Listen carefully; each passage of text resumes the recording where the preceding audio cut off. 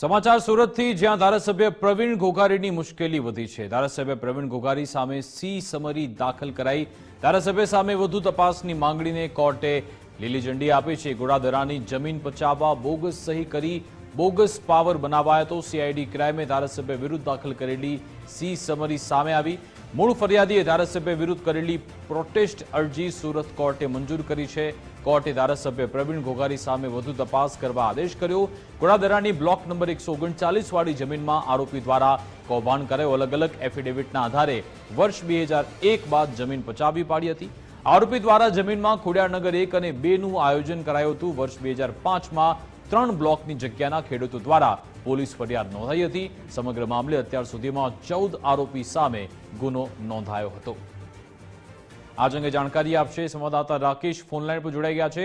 રાકેશ, આખો આ મામલો શું છે અને ધારાસભ્ય પ્રકાશભાઈ એ તો છેલ્લા ઘણા સમયથી કોઈને કોઈ માફ કરશો પ્રવીણભાઈ ઘોઘારી, ધારાસભ્ય પ્રવીણ ઘોઘારી કોઈને કોઈ બાબતમાં વિવાદમાં રહેતા હોય છે। આ આખો વિવાદ શું છે? जी बिल्कुल, बात કરવામાં આવે તો સુરતના ઘોડાદરા વિસ્તારમાં જે બ્લોક નંબર 139 વાળી જમીન આવેલી છે અને અલગ અલગ એફિડેવિટ અને કુલ મુખ્યાર નામાના આધારે વર્ષ 2001 બાદ આ જમીન છે તે કેટલાક લોકો દ્વારા પચાવી પાડવામાં આવી હતી। જમીનના મૂળ માલિક છે તે ઉષાબેન છે અને તેઓ દ્વારા છે તે પોલીસ સ્ટેશનમાં આમાં ફરિયાદ નોંધાવી હતી, જ્યાં કુલ 14 આરોપીઓ સામે ગુનો દાખલ કરવામાં આવ્યો હતો। જો કે સૌથી મહત્વની બાબત બનીને હવે આ કેસમાં એ સામે આવી છે કે 2005 બાદ 3 બ્લોકની જગ્યાના જે ખેડૂતો દ્વારા 2 પાવર પ્રવીણ ઘોઘારીની તરફેણમાં કરી દેવાયા હતા। ત્યાં જગ્યાના માલિક ઉષાબેન દ્વારા કરાયેલી પોલીસ ફરિયાદને પગલે હવે ફરી એક વખત તપાસનો ધમાલ શરૂ થયો છે।